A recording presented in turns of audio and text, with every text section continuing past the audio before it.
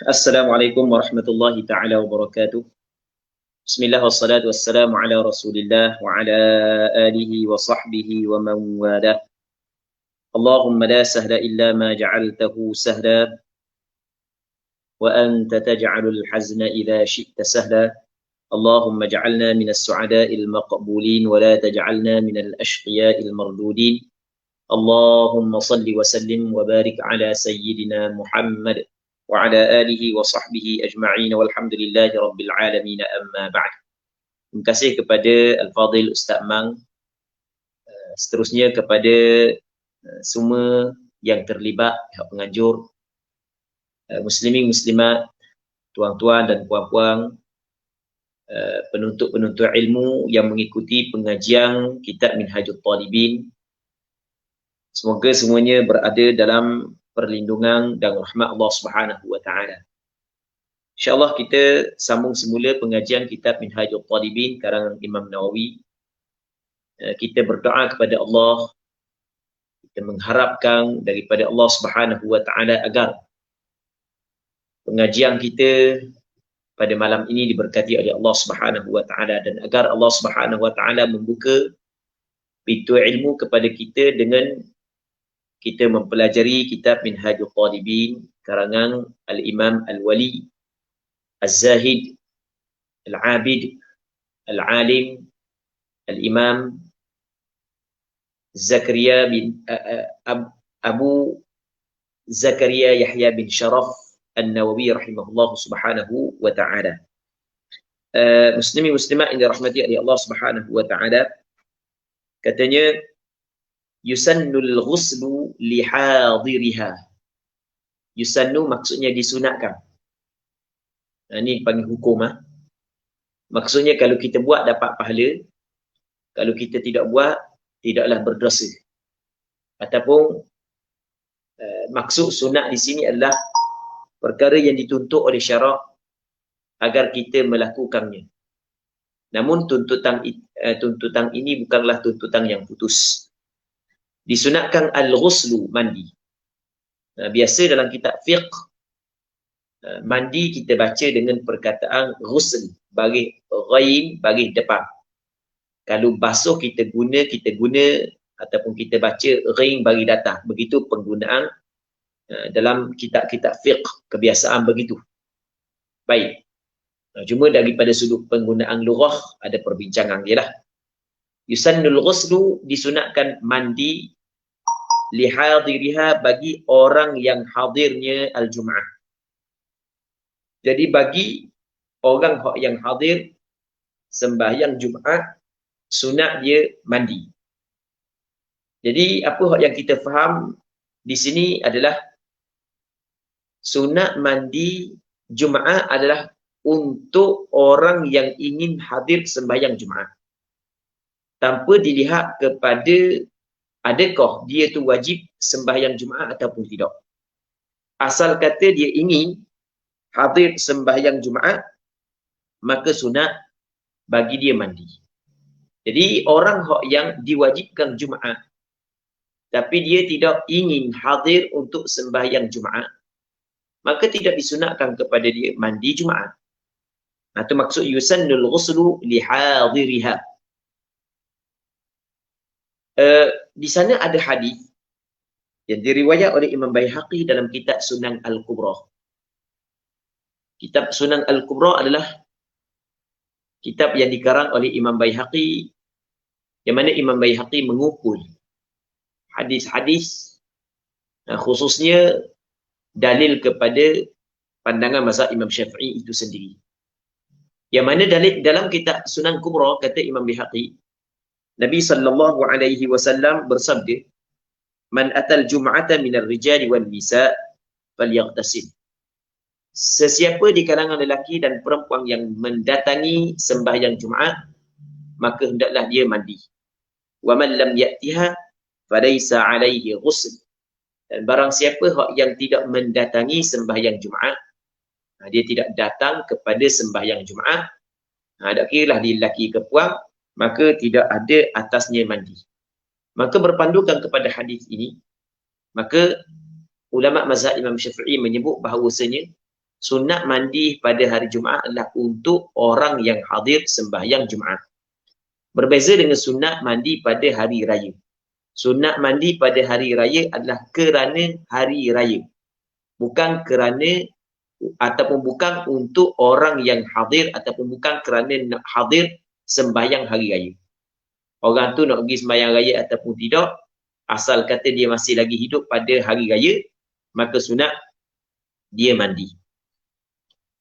Waqila dan kata qil, kata sebahagian daripada ulama, waqila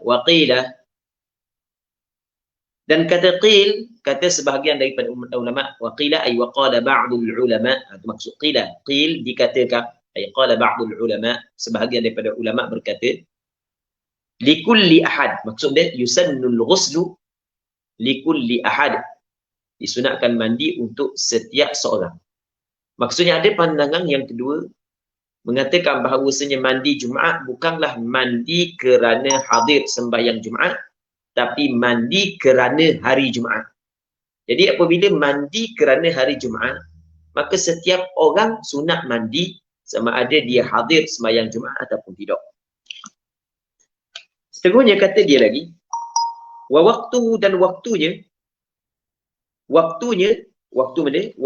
mandi bagi orang yang hadir sembahyang Jumaat, waktu ay wa waqtul ghusli li hadiriha, wa waqtul ghusli li hadiriha li hadiril Jumaat adalah minal fajr, mulai daripada fajar. Min tu dipanggil ibtida, min ibtida'ul ghayah, mulai daripada fajar.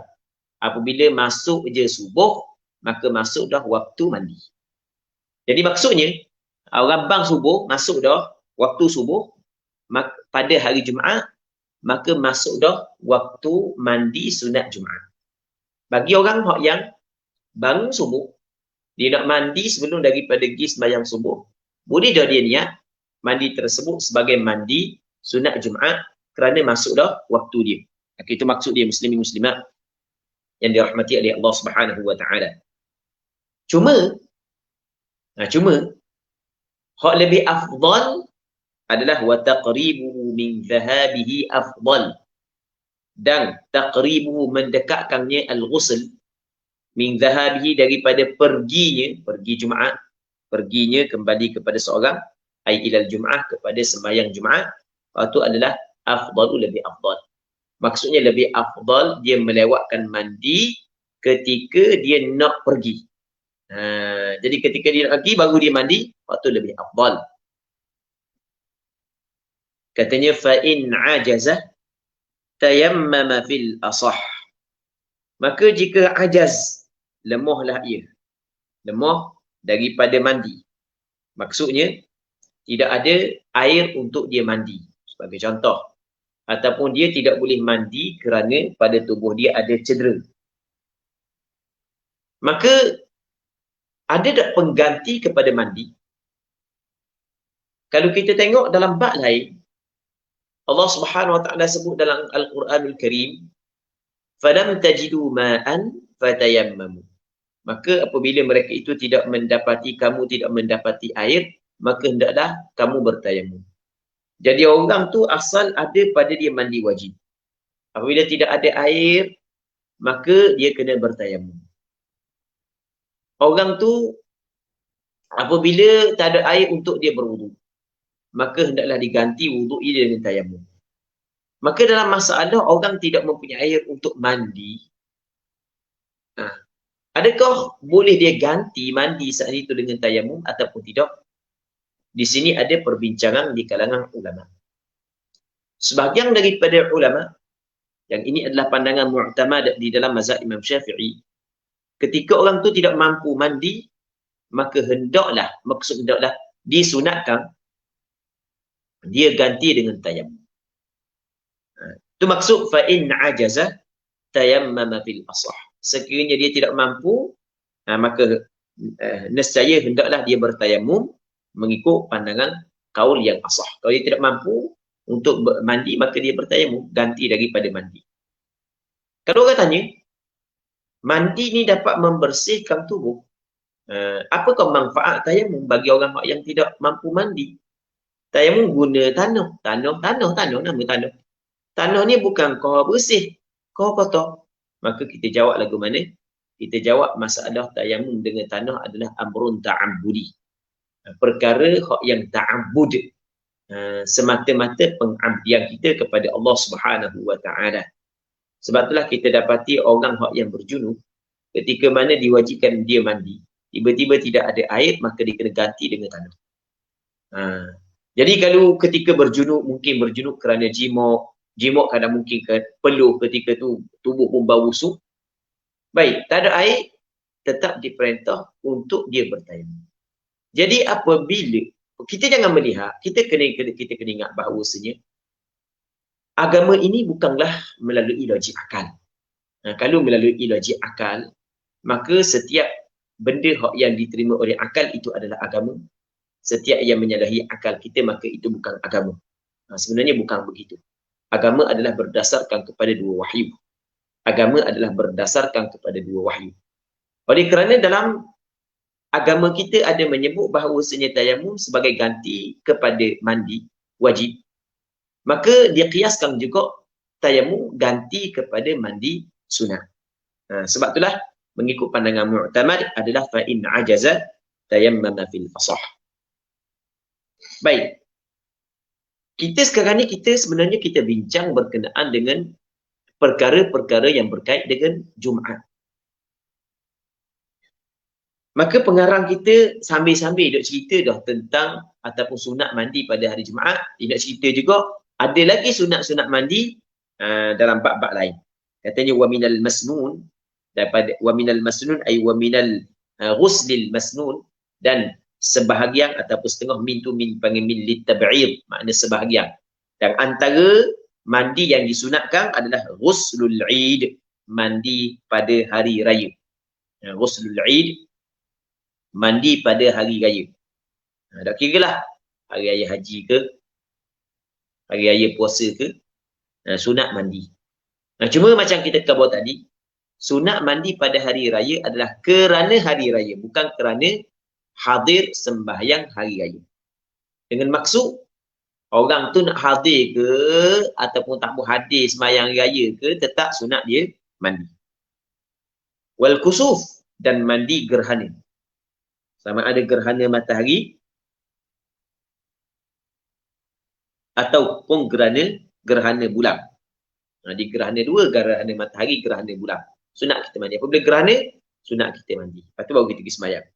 Wal istisqa, dan sembahyang dan minta hujan. Istisqa makna sembahyang minta hujan. Baik. Jadi sembahyang minta hujan bagi orang yang nak pergi sembahyang minta hujan ramai-ramai, berkumpul manusia, tempat manusia berkumpul untuk sembahyang minta hujan saat itu, sunat dimandi. Wa li ghasilil mayyit, dan bagi orang yang memandikan mayat. Sunat mandi kepada orang yang memandikan mayat. Apabila kita mandi mayat, sunat kita mandi. Wal majnun, dan sunat mandi bagi orang yang gila. Wal mughma alaih, dan orang yang pitam, orang yang pengsang. Bila sunat mandi? Idza afaqa, apabila sembuh oleh keduanya. Apabila orang gila saat itu siuman, apabila orang pengsang tu sedar, maka sunat bagi keduanya mandi. Baik. Wal kafiri idza aslam, dan sunat mandi bagi orang yang kafir apabila dia memeluk Islam. Orang kafir apabila dia memeluk Islam, sunat dia mandi. Orang kafir yang telah dewasa, kalau orang lelaki, dia pernah berjunub ketika dia kafir. Kalau orang puan, dia pernah berjunub ataupun dia pernah keluar darah haid ataupun keluar darah nifas masa dia kafir. Ketika dia memeluk Islam, adakah wajib dia kena mandi ataupun tidak? Di sini berlaku perselisihan di kalangan ulama. Mengikut pandangan mu'tamad di dalam mazhab Imam Syafi'i adalah Orang kafir apabila masuk Islam wajib dia mandi ketika mana telah berlaku ketika kafir dia saat itu perkara yang mewajibkan mandi. Berbeza kalaulah tidak berlaku ketika kafir dia perkara yang mewajibkan mandi. Maka ketika itu tidak wajib dia mandi. Jadi benda yang kita dapat faham di sini, orang kafir sunat mandi apabila dia memeluk Islam adalah dengan syarat tidak berlaku ketika kafir dia perkara yang mewajibkan mandi. Dia tidak pernah keluar mani, ataupun kita kata dia balik dengan umur 15, tidak pernah keluar mani sebelum daripada ni. Kalau perempuan tidak pernah datang haid dan juga tidak pernah datang nifas. Adapun ini mengikut pandangan mu'tamad dalam mazhab Imam Syafi'i lah. Kalau sekiranya pernah dah berlaku perkara yang mewajibkan mandi ketika dia kufur, maka apabila dia memeluk Islam bukan lagi sunat mandi, bukan wajib dia kena mandi. Begitu juga wa aghsalul hajj, dan mandi haji. Bagi orang yang ingin mengerjakan haji, di sana ada mandi-mandi yang disunatkan. Sebagai contoh, mandi kerana ihram, mandi kerana nak masuk Mekah. Adalah dalam bab haji akan datang kita akan bincang balik perkara ini sepintah lalu. Baik. Katanya wa akaduha ghuslu ghasilil mayyit thumma al-jum'ati wa akasahu al-qadim. Maksudnya hak yang paling kuat tu akaduha, yang paling kuat, akad isim tafdhil, hak yang paling kuatnya, hak yang paling kuat ni sebuah tuntutan sunat, hak yang paling sunat muakkad daripada mandi-mandi tersunat adalah ghuslu ghasilil mayyit, mandi orang yang memandikan mayat. Thummal jumu'ah, kemudian mandi Jumaat. Maksudnya kita tadi pengarang kita ada sebut sunat mandi Jumaat. Lepas tu sebut juga sunat mandi hak yang selain daripada sunat mandi Jumaat. Disebut sunat-sunat mandi hak yang lain. Kalau kita nak buat susunan antara perkara ataupun sunat-sunat mandi tadi, kita nak susunan hak mana ke hak yang paling sekali kuat tuntutan. Mana hak yang paling kuat sekali? Hak mana hak yang sunnah muakkadah, paling kuat sekali? Sebenarnya dalam mazhab Imam Syafi'i berlaku khilaf dalam masalah ni. Mengikut qaul jadid, pandangan Imam Syafi'i ketika Imam Syafi'i berada di negara Mesir, mengatakan bahawasanya yang paling kuat tuntutannya adalah mandi orang yang memandikan si mati. Mandi bagi orang yang memandikan si mati. Kenapakah hak yang paling kuat sunat mandi bagi orang hak yang paling kuat sekali tuntutan mandi adalah mandi orang yang memandikan si mati? Sebab dia, apakah alasan dia? Kerana orang hak yang mandi si mati, dia kena mandi, ada pandangan ulama mengatakan wajib. Oleh kerana ada pandangan ulama mengatakan wajib, maka ada khilaf di antara sunat dan wajib. Maka khilaf di antara sunat dengan wajib dia lebih kuat.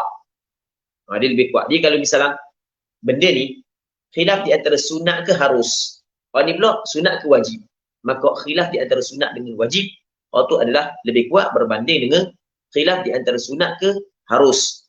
Tapi dalam masalah mandi jenazah, mandi bagi orang yang mandi jenazah dia mandi, dan orang yang lagi Jumaat dia mandi, dia bukan khilaf di antara sunat dengan harus dah. Tadi anda nak contoh sahaja. Baik, jadi sebahagian daripada ulama ataupun pandangan Imam Syafi'i sendiri, qaul jadid dia mengatakan mandi yang paling kuat sekali dituntut adalah mandi kerana memandi si orang mati. Baik.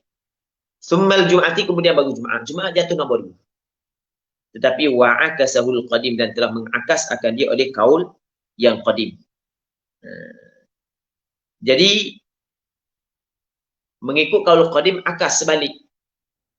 Mengikut qaul qadim adalah mandi yang paling kuat tuntutannya adalah mandi Jumaat. Kemudian barulah mandi orang yang memandikan si mati. Sebab dia?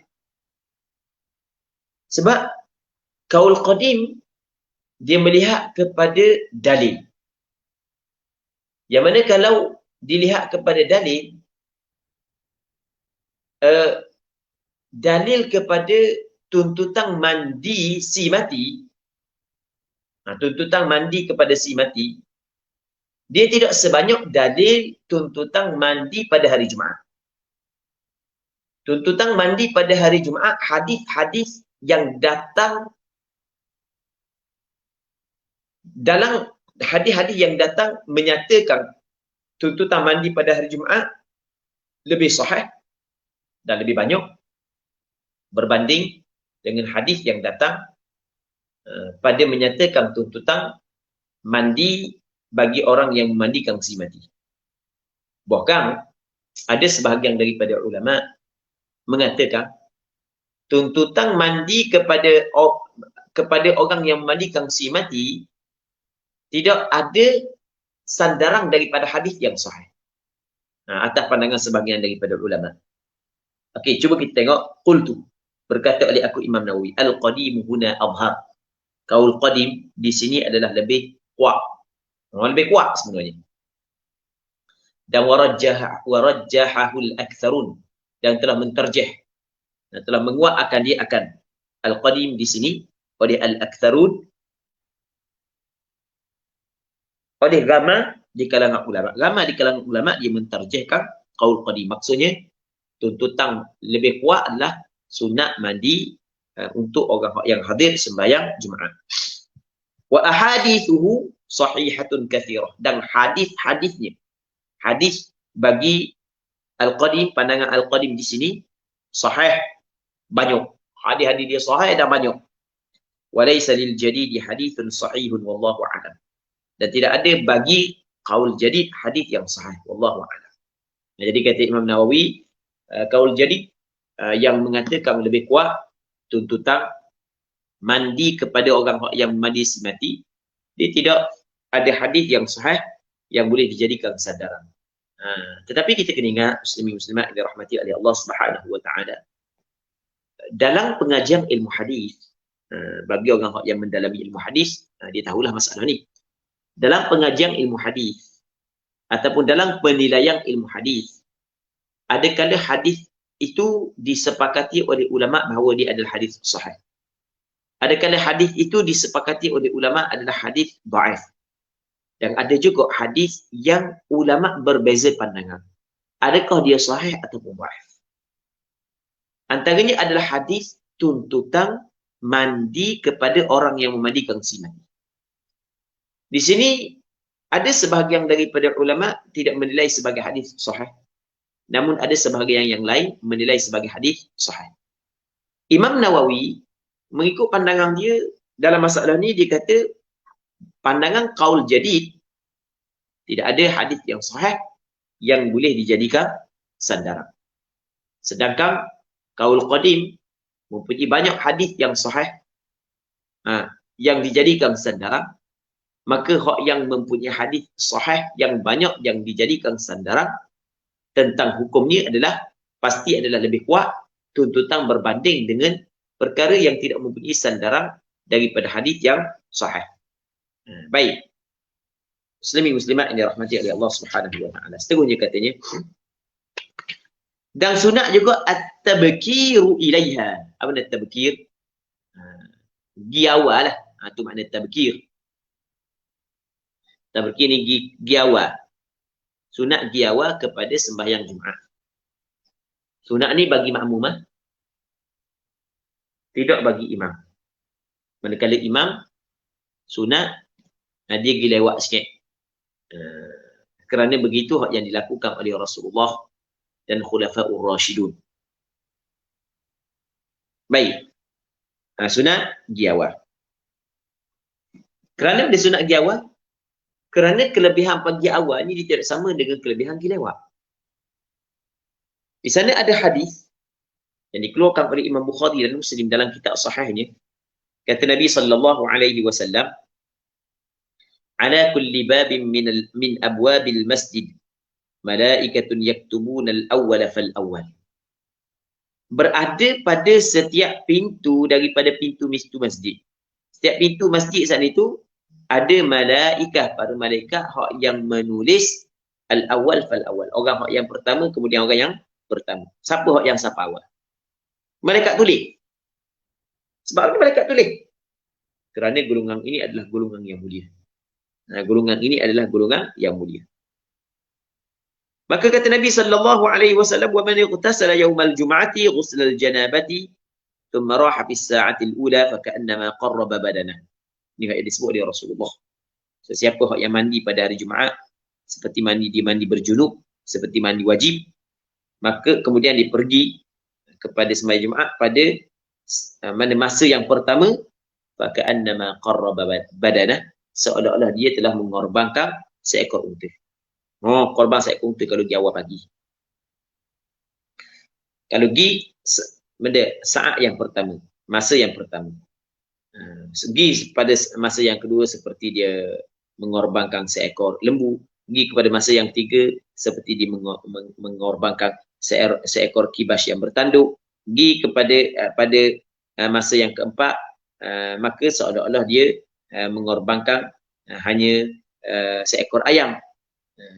Dan orang yang pergi pada masa yang kelima seolah-olah dia mengorbankan akan baydah, akan telur ayam. Cuma dalam riwayat Imam An-Nasa'i ada menyebut bahawasanya dia ada 6 saat. Orang yang pergi kepada saat yang keempat seperti dia mengorbankan itik ataupun angsa ataupun itik. Jadi orang yang pergi kepada saat yang kelima seperti dia mengorbankan ayam. Pergi saat yang keenam seperti dia mengorbankan sebiji telur. Cuma saat itu dia berlaku khilaf di kalangan ulama bilakah permulaan pengiraan dia. Sebagian ulama mengatakan apabila keluar fajar. Sebagian ulama kata apabila keluar matahari. Okey, kita katalah kita ambil daripada keluar matahari. Daripada keluar matahari hingga kepada tu imam naik atas mimbar, kita bagi kepada 6. Kita bagi kepada 6. Jadi kalau katakanlah naik matahari sebagai contoh, ini sebagai contoh lah pukul 7 pagi. 7, 8, 9, 10, 11, 12, 1. Okey, 6 jam. Jadi sejam-sejam lah. Sejam-sejam. Ini contoh aja sejam-sejam. Jadi daripada naik matahari pukul 7 hingga pukul 8, itu saat yang pertama. Daripada 8 hingga 9, itu saat yang kedua. 9, 10, saat yang ketiga. 10, 11, saat yang keempat. 11, 12, saat yang kelima. 12, 12, 1, saat yang keenam. Baik. Jadi kalau orang bagi saat daripada pukul 7 hingga pukul 8, maka dapat seperti orang yang mengorbankan seekor unta. Kalau orang bagi pukul 7 seperti mengorbankan seekor unta. Pukul 8 seperti mengorbankan seekor unta. Pukul 7.30 seperti mengorbankan seekor unta. Cuma korban seekor unta kalau hak yang mari pukul 7 tidak samalah besar berbanding dengan korban seekor unta mari pukul 8 ataupun mari pukul 7.30. Baik. Itu juga yang nak faham maksud daripada hadis yang kita sebut tadi. Baik, sunat pergi keluar awal pagi. Masyian, dalam keadaan berjalan kaki. Sunat berjalan kaki ya, walaupun kita ada kenderaan. Kalau kita kata dah kita ada kenderaan, apa dah naik kenderaan sama je sampai kat masjid nak sembahyang kan. Kita tidak. Kita kata dah kan, hukum hakam ini adalah berdasarkan kepada wahyu. Oleh kerana di sana ada hadis yang diriwayat oleh Imam Tirmizi, dinilai hasan oleh Imam Tirmizi, juga diriwayat oleh Imam Abu Dawud, diriwayat oleh Imam Hakim An-Naisaburi dan dinilai sahih oleh Imam Hakim An-Naisaburi. Kata Nabi sallallahu alaihi wasallam, "Man ghassala yawmal jum'ati wa ightasal wa bakkara wa btakar wa masya wa lam yarkab wa dana min al-imam fastama'a wa lam yalghu kana lahu bi kulli khutwatin 'amalu sanah ajru siyamiha wa qiyamiha." Sesiapa yang membasuhlah ia pada hari Jumaat, Lepas tu kemudian dia mandi. Dia basuh kepala dia, kerana biasa orang Arab guna ataupun zaman tu orang guna benda-benda tertentu, contoh minyak di rambut. Okey, basuh dulu rambut dia, lepas tu dia mandi. Wa bakkara, dia pun datang awal. Wa batakara, dan dia sempat mendengar permulaan khutbah khatib. Lepas tu wa masya wa lam yarkab, dia berjalan. Tengok Rasul kata berjalan wa lam yarkab, dan tidak menaiki kenderaan. Bukan Rasul sebut berjalan saja, sebab takut berjalan saja takut difaham jalan ni maksudnya dia pergi masjid, apalah, dah kira lah jalan kaki ke naik kenderaan gitulah. Dak, bukan masya di sini dengan makna berjalan, sebab Rasul kata wa masya wa lam yarkab, dan dia tidak naik kenderaan walaupun dia ada kenderaan. Tak naik kenderaan. Baik, tak naik kenderaan. Ini di antara sunnah. Sunnah kita pergi jalan kaki ke masjid. Walaupun kita ada kenderaan, biarkan kenderaan tersebut. Biarkan. Tak payah guna jalan kaki. Lepas tu kata Rasulullah, wadana minal imami. Lepas tu dia dekat dengan imam. Fastama'. Lalu dia mendengar khutbah. Walam yalghu, dia tidak melakukan perkara yang lara, tidak bercakap ketika khatib sedang berkhutbah, tidak main anak-anak batu. Ketika tu ganjaran dia bagaimana? Kana lahu bi kulli khatwatin 'amalu sanah. Adalah baginya dengan setiap langkah amalan dia, ibadat dia selama setahun. Ajru siyamiha wa qiyamiha, ganjaran puasanya dan qiyamul lailnya. Oh, banyak pahala dia setiap langkah bagi orang yang berjalan kaki. Maka alangkah ruginya bagi orang yang mampu berjalan kaki untuk pergi kepada Jumaat tapi dia tidak berjalan kaki, kerana ada kelebihan yang dinyatakan oleh Nabi sallallahu alaihi wasallam. Masyan bi sakinatin, dengan sakinah. Dengan mana sakinah? Dengan tenang, jangan gopoh. Nabi sallallahu alaihi wasallam dalam hadis yang diriwayatkan oleh Imam Bukhari dan Muslim kata Rasulullah, "Idza ataitumus salata fa'alaikum bis sakinah." Apabila kamu datang sembahyang, maka lazimlah kepada kamu, hendaklah kamu saat itu bis sakinah, dengan tenang. Kamu kena tenang kalau kamu datang kepada sembahyang. Tapi datang dengan tenang ni dia bukan khusus dengan Jumaat. Bukan setiap sembahyang sunat kita datang dengan tenang. Jangan kita berlari kuku. Waktu dilarang oleh Nabi sallallahu alaihi wasallam. Ketika Rasul sedang sembahyang, tiba-tiba Rasul bunyi macam gaduh kali nak kejar Rasulullah sallallahu alaihi wasallam agar sempat sembahyang dengan Rasulullah. Sebagaimana ada hak yang sebahagian daripada kita bila tu imam rakaat dia pun berlari lalu. Gitulah. Maka lepas daripada Rasulullah sallallahu alaihi wasallam bagi salam, Rasul pun larang. Rasul kata jangan buat lagu tu. Apabila idza ataitumus salata fa'alaikum bis sakinah, kalau datang kepada sembahyang maka hendaklah kamu dalam keadaan tenang, jangan bergopoh gapah. Itu dilarang, itu salah. Baik. Wa an yashtaghila fi tariqihi wa hudurihi bi qira'atin aw dhikr. Dia kena istighal pada jalannya, wa hudurihi dan hadirnya, bi qira'atin dengan membaca Al-Quran atau dhikr ataupun zikir. Baca Quran ataupun zikir. Baik, dia kena istighal, kena sibukkan diri kepada perkara tersebutlah. Baik. Lepas tu kata dia wala yatakhatta, dan tidak melangkah dia. Tidak melangkah maksudnya akan tekuk-tekuk manusia. Jangan lakulah. Baru lakulah atas kepala orang, waktu salah. Waktu dilarang oleh Nabi sallallahu alaihi wasallam. Baik.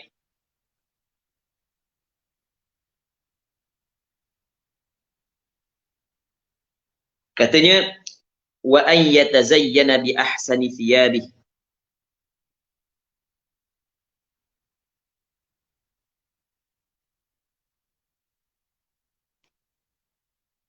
Jadi masalah melangkah kepala orang ataupun melangkah bahu orang, langkah kok orang ni, bagi orang yang hadir lewat, apakah hukum? Ulama berbeza pandangan. Ada mengatakan makruh, ada mengatakan haram. Ada yang mengatakan makruh dan ada yang mengatakan haram. Dan sunat juga wa an yatazayyana bi ahsani thiyabi. Dia kena tazayyun. Dia kena berhias dengan pakaian dia yang paling comel sekali. wa tibun dan mengambil wangi-wangian, wa izadatul dhufr dan menghilangkan kuku kalau panjanglah, warih dan bau yang busuk. Qultu berkata oleh aku Imam Nawawi, wa an yaqra'al kahfa yawmaha wa lailataha. Sunat bahawa dia membaca surah Al-Kahfi pada harinya dan pada malamnya. Sunat baca surah Al-Kahf pada hari siang hari dan pada malam hari. Baik. Yang mana baca surah Al-Kahf pada hari Jumaat ada kelebihan dia.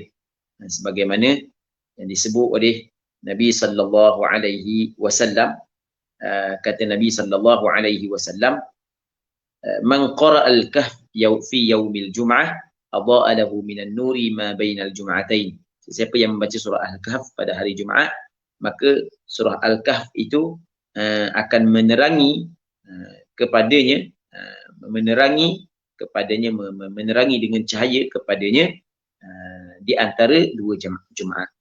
Jadi surah Al-Kahf akan memberi cahaya kepada dia di antara dua Jumaat tersebut. Baik. Jadi malam pun boleh baca, siang hari pun sunat baca. Wa yukthiru du'a, dan sunat dia membanyakkan doa. Wassalatu ala Rasulillah, dan berselawat kepada Nabi sallallahu alaihi wasallam.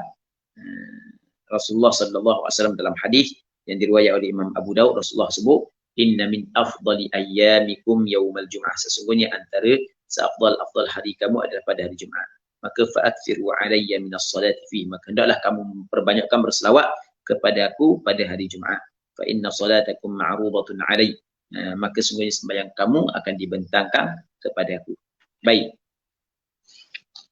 Wa yahrumu ala dil jum'ati at-tashaghul bil bai'i wa ghairihi ba'da asy-syuru'i fil adhan baina yaday al-khatib. Fa in ba'a sahha, dan haram dosa ada dil jum'ah, di atas orang, di dengan mana sahib, ada sahibil jum'ah, tuang kepada Jumaat, maksudnya orang yang wajib hadir sembahyang Jumaat, itu maksudnya dil jum'ah. Haram at-tashaghul, sibuk bil bai'i, dengan jual beli, wa ghairi, dan selainnya. Jadi duk sibuk dengan jual beli dan selainnya, hukum dia adalah haram. Sibuk dengan jual beli, sibuk dengan buat kerja tu, buat kerja ni. Bila haram ba'da syuru'i fil adhan, selepas daripada masuk di dalam adhan. Selepas daripada masuk dalam adhan. Jadi apabila khatib, apabila Bilal telah melaungkan adhan baina yadil khatib, di hadapan khatib, khatib naik mimbar untuk Bilal pun azan, maka ketika itu setiap orang yang hadir yang wajib sembahyang Jumaat, haramlah ia sibuk kepada perkara yang lain. Dia bukan kira azan, kalau zaman kita bukan kira azan pertama, azan kedua. Azan kedua baru haram. Sebab pada zaman Rasulullah ada satu azan je. Baik. Katanya fa in ba'a sahah, maka jika dia menjual sahah, jual beli dilakukan pada ketika itu haram tapi sah. Wa yuqrahu qabla al-adhani ba'da az-zawal, dan dimakruh dia akan kembali kepada at-tashaghul bil bai'i wa ghairihi. Makruh sibuk dengan jual dan ghairihi, dan selain daripada jual. Baik, makruh sibuk dengan jual beli, sibuk dengan pekerjaan lain qabla al-adhan ba'da az-zawal, sebelum daripada adhan, selepas daripada gelincir. Jadi azan kedua tidak dikumandangkan lagi, tapi masuk dah waktu, tiba-tiba kita nak sibuk kepada benda lain, hukum dia adalah makruh, itu adalah larang. Wallahu a'lam. Muslimin muslimat yang dirahmati oleh Allah Subhanahu wa taala. Kata Imam Nawawi lagi, man adraka ruku'a tsaniyati adraka al-jum'ata fayusalli ba'da salamil imam rak'atan. Barang siapa yang sempat rakaat ats-tsaniyah, rakaat yang kedua. Dia sempat rakaat yang kedua. Dengan imam dia sempat. Maka adrakal jum'ah, maka mendapatlah ia akan Jumaat. Maka fayusalli ba'da salamil imam, maka hendaklah ataupun dia kena sembahyang selepas daripada salam imam. Maksud dia sembahyang selepas daripada salam imam, fayusalli ba'da salamil imami rak'atan. Dia kena sembahyang selepas daripada salam imam satu rakaat lagi. Sebab dah satu rakaatnya bersama dengan imam. Wa in adrakahu ba'dahu dan jika mendapati ataupun sempatlah ia akan dia sempat wa in adrakahu ba'da salamil imam bukan ba'da ruku'i tsaniyah, rakaat yang kedua, fatatuhu, luputlah Jumaat akan dia. Tak boleh ada Jumaat. Luput dah. Sebab ia tidak datang pada rakaat yang kedua dengan imam. Rakaat yang kedua itulah. Maka fayutimmu, maka hendaklah menyempurnalah ia ba'da salamihi, selepas daripada salam imam, zuhran arba'a. Zuhur sebanyak 4 rakaat. Jadi kalau dah datang serakaat bersama dengan imam, maka lepas imam bagi salam, tidak boleh dah buat Jumaat. Dia kena buat zuhur, kena buat 4 rakaat. Kena tambahlah 4 rakaat. Itu maksudnya. Lepas tu kan dia duduk datang rokok pada rakaat yang kedua dengan imam. Imam duduk tahiyat akhir dah. Tahiyat dah. Baru dia sampai. Lewat. Sampai masjid. Masjid lepas lewat. Sombong. Baik. Jalan sampai lewat. Ajar dia kerja ke. Tak kira lah. Tiba-tiba sampai masjid, imam duduk tasyahud akhir. Dia pun semayang. Allahu Akbar. Nanti lepas daripada imam bagi salam, dia kena tambah 4 rakaat. Okey, soalannya. Baik.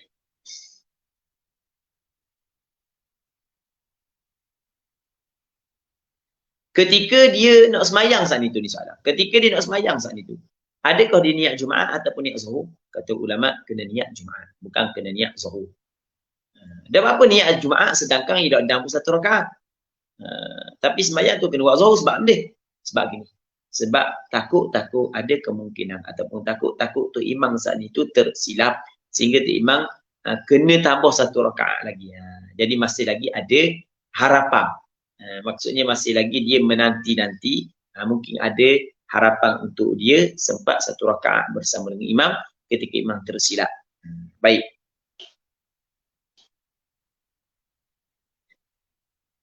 Katanya wa idza kharajal imam, katanya wal asahhu annahu yanwi fi iqtidaihi al-jum'ah. Kalau yang asah bahawasanya dia berniat pada mengikutnya akan Jumaat. Mengikut imam tu dia kena niat Jumaat, dia bukan niat Zuhur walaupun dia tidak sempat 1 rakaat.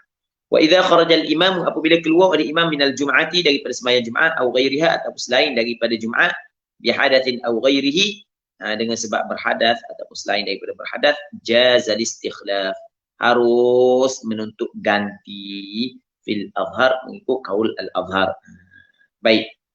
Jadi harus ada pengganti. Boleh ada pengganti. Baik.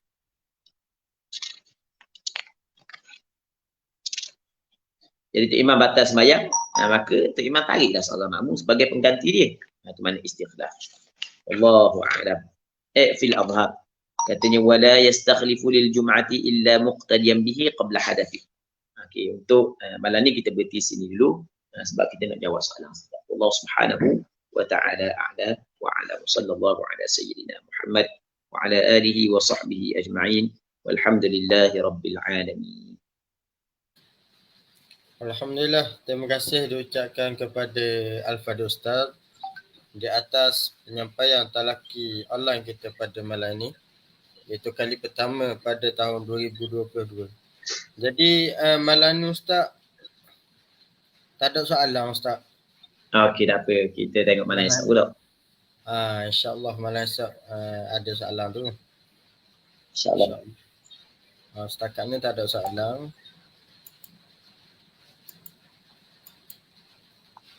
Ustaz Sadu ada sama Ustaz Sadu. Alhamdulillah. Alhamdulillah. Dia rindu ke sama Ustaz Sadu. Allah. Kita ajar menaik mulai lagi insyaAllah. InsyaAllah.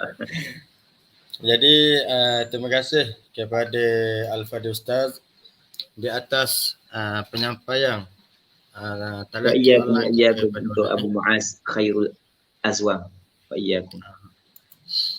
Dan terima kasih kepada semua yang join, yang share, yang ambil bahagian dan sebagainya. Baru nak tanya Ustaz Wan Yusriza. Sila Ustaz. Tak apa malam esok, tak apa Ustaz Wan. Malam Asad apa? Malam Asad lah. Jadi terima kasih sekali lagi diucapkan kepada semua yang ambil bahagian, yang share, yang beri sumbangan dan sebagainya. Mudah-mudahan memberi manfaat kepada kita dunia akhirat insya-Allah. Jadi untuk malam ni sekadar ini saja. Yang baik itu datang daripada Allah. Yang kurang, yang lemah itu datangnya daripada diri saya sendiri. Jadi saya nak minta Ustaz untuk bacaan doa Ustaz. Bismillah wassalatu wassalamu ala rasulillah wa ala alihi wa sahbihi wa man walah. اللهم انفعنا بما علمتنا وعلمنا ما ينفعنا وعلمنا ما جهلنا وذكرنا ما نسينا. اللهم إنا نسألك الهدى والتقى والعفاف والغنى. اللهم عاملنا بما أنت له أهل ولا تعاملنا بما نحن له أهل، فإنك أهل التقوى وأهل المغفرة.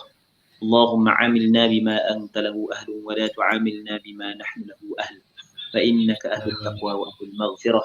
اللهم عاملنا بما أنت له أهل ولا تعاملنا بما نحن له أهل، فإنك أهل التقوى وأهل المغفرة. صلى الله على سيدنا محمد وعلى آله وصحبه أجمعين، والحمد لله رب العالمين. Amin, amin ya rabbal alamin. Jadi untuk malam ni sekadar ini saja. Yang baik itu datang daripada Allah, yang kurang yang lemah itu datangnya daripada diri saya sendiri. Marilah sama-sama kita tangguh pertemuan kita pada malam ini dengan tasbih kafarah dan suratul Asr. Subhanallahumma wa bihamdika asyhadu an la ilaha illa anta astaghfiruka wa atubu ilaik.